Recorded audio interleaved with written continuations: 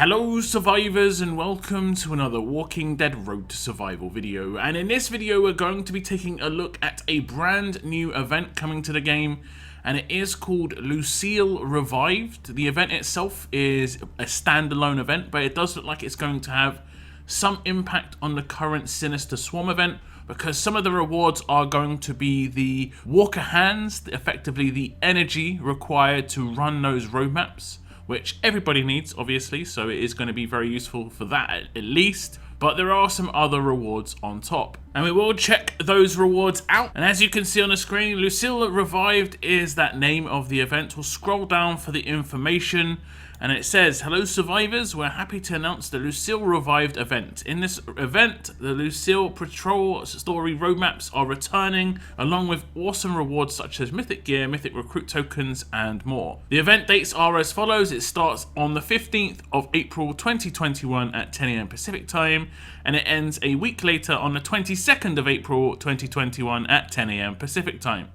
If we read through the overview, it says the Lucille Revived event consists of a limited time mission event where you and your faction will need to work together and collect barbed wire. Barbed wire can be obtained by completing the recurring barbed wire roadmap, which will recur every 8 hours. In addition, a limited amount of barbed wire will be available via the shop on a daily basis. As a reward for completing these faction missions, you'll be rewarded with Lucille tokens, which can be used in the limited time Lucille stash. Along with the Lucille Revived mission event, you'll also be able to acquire Lucille tokens via the Lucille Revived story roadmap. This roadmap marks the return of the Lucille Patrol story, but with fresh new rewards including Walker Hands, select recruit tokens, 1 million food bags, and much more. Check out all the roadmap and stash details below."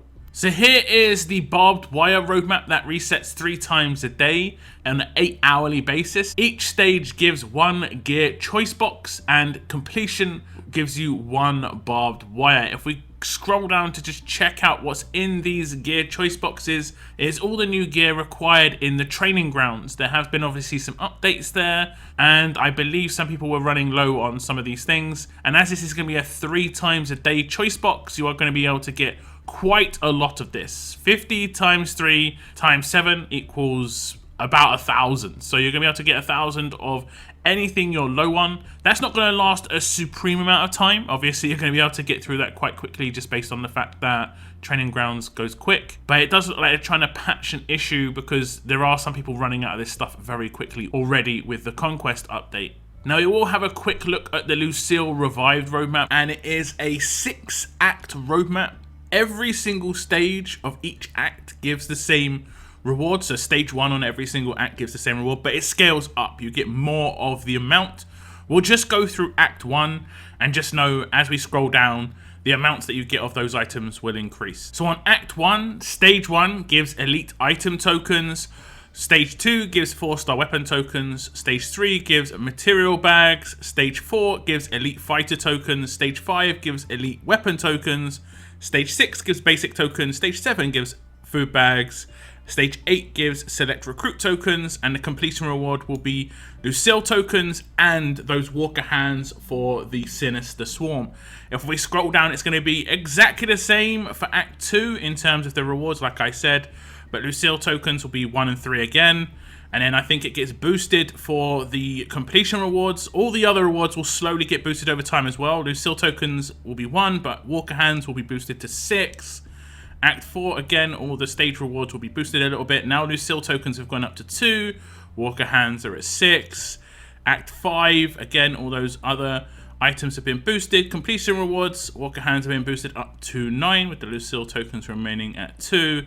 And then the last one, I believe the Lucille tokens will get boosted up to 3, with the Walker Hands remaining at 9. So you'll be able to get yourself like a lot of bits and pieces, lots of tokens. You're going to be able to get a reasonable amount of select recruit token pools. Obviously not a great chance of getting anything great there, but at least you're getting some stuff that's going to be usable, be it fodder or maybe potentially getting lucky with some mythics. Now, if we look at the Lucille stash, where you're going to be using those Lucille tokens, you will be obviously getting Mythic Gear Choice Box 1 and 2. That is the basic Mythic Gear, and the more advanced Mythic Gear like ghillie suits in in the gear choice box 2. It does effectively look like you're going to get enough for one full upgrade on a character, so you could, you know, select 4 fast pieces of gear, one of each of the 2 top tier gear, and then you'll be able to upgrade someone who's fast or whatever trait you want to pick. If we keep scrolling down, you can see we get some mythic recruit tokens. These are the silver ones, where you can obviously get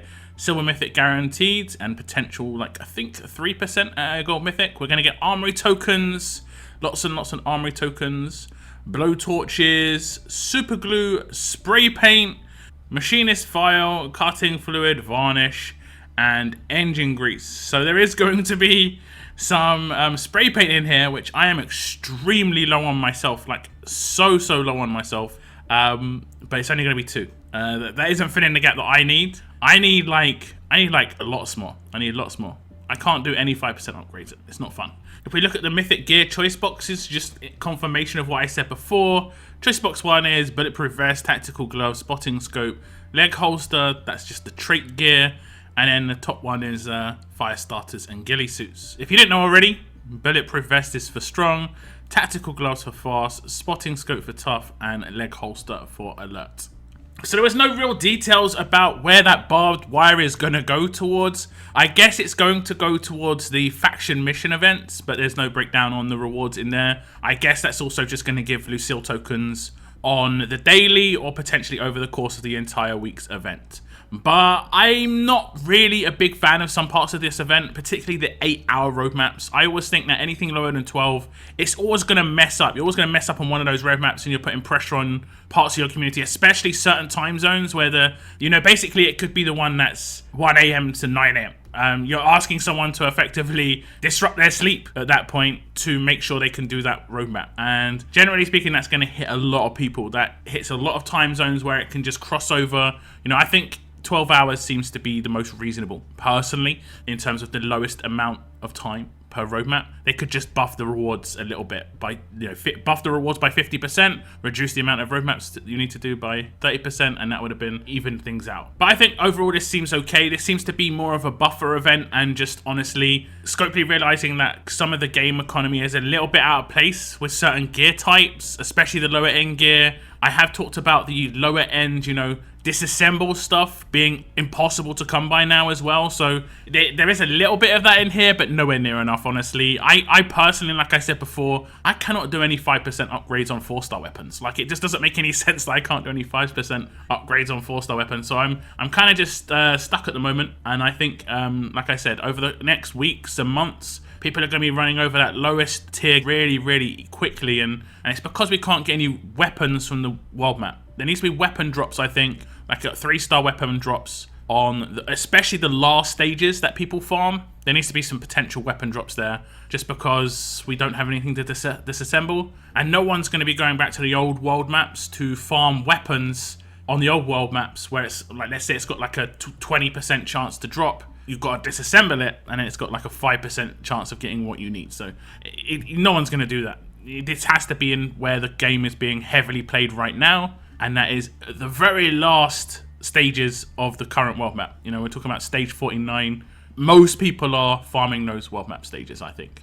So it needs to be a bit of a boost there, in my opinion. But otherwise, I like I said, it seems like a buffer event. It doesn't seem too terrible. You get pretty much out of it what you put in. So if you don't want to go too ham on it, you don't have to. You can obviously just miss one of those roadmaps per day if you really don't want to wake up in the middle of the night. I can understand that. But a lot of people always feel pressured to do that. And again, I can understand that as well. But do give me your thoughts on Lucille Revived as a week-long filler event. Are there any items in the game, be it in the armory, gear, or anything like that, where you're slowly but surely running out of them and seeing no real way of getting them in normal gameplay? You'd have to go out of your way to get them in somewhere where it doesn't make any sense. Anything like that, please leave in the comments down below. I always try and read the comments. I always do try and pass on as much information to Scopely as I can. But that is the end of my video. I want to thank you very much for tuning in. And as always, keep on surviving, guys.